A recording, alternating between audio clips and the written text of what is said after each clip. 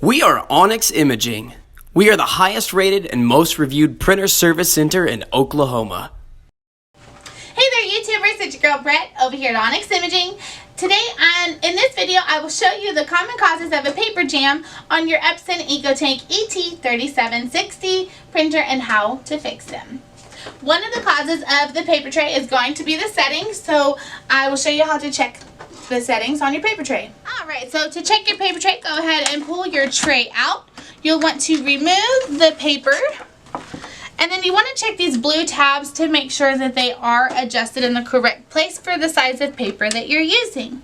You want to make sure it's locked into place.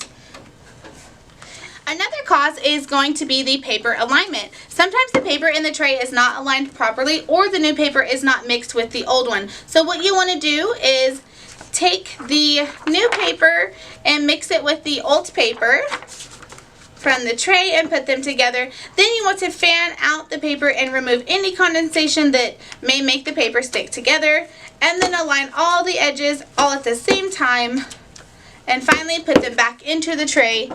Just make sure it's not too loose and not too tight for your paper when you put it in there.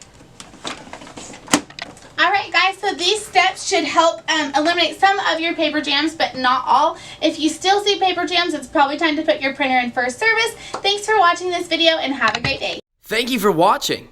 If you're interested in how you can receive free labor on all of your service calls, as well as how to qualify for free printer upgrades, contact us today.